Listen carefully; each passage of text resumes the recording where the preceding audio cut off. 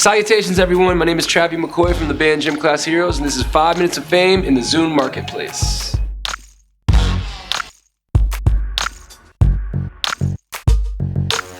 Currently I'm out on the road touring to support my solo album, Lazarus, and it's been a great time. As far as the solo record goes, I don't necessarily look at it as me going solo per se. Since Gym Class Heroes started, we've all had other musical outlets outside of Gym Class Heroes that we work on and music that we put out. And I just feel like Lazarus was kind of a side project that was put out on a bigger scale and had a lot more commercial success than any of my other efforts outside of Gym Class Heroes. Growing up, I was exposed to so many different types of music.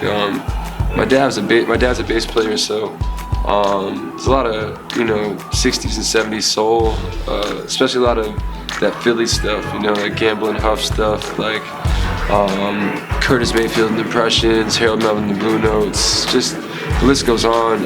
Hall & Oates, to this day, are my favorite group of all time. I actually have the cover of Private Eyes tattooed on my hands. That's how big of a fan big of a Hall & Oates fan I am.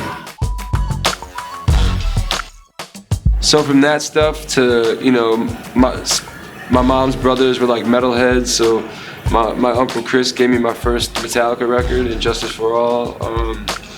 My dad's brothers were breakdancers, so it was like that's where the love for hip hop came in. It was there's a lot of perks to being biracial.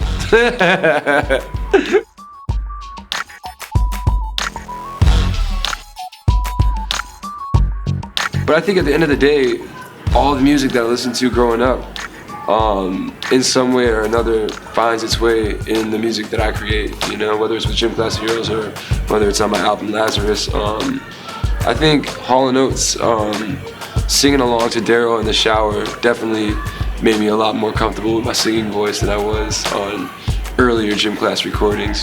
So everyone else I worked with on Lazarus, I wanted to make it a family affair.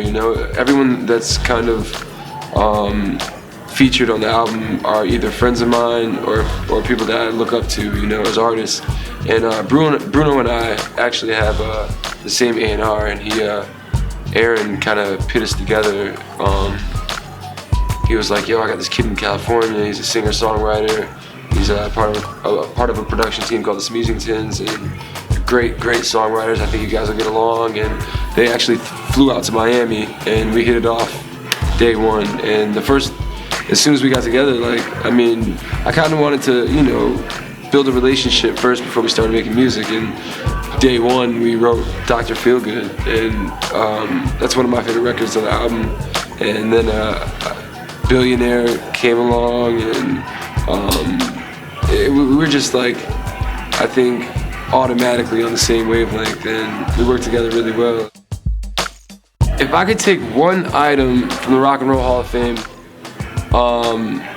I was checking out a pair of Johnny Cash's shoes over there, and they looked like they could be a size 13. And I was kind of like eyeing the shoes and then eyeing my feet, eyeing the shoes and eyeing my feet, and they looked so comfortable. They looked like so broken in and just ready to go. I'd probably have to snatch those bad boys up. And that's saying a lot because there's a lot of cool stuff in this place, like amazing things that I'm sure are worth a ton of money, but those shoes stole my heart. So,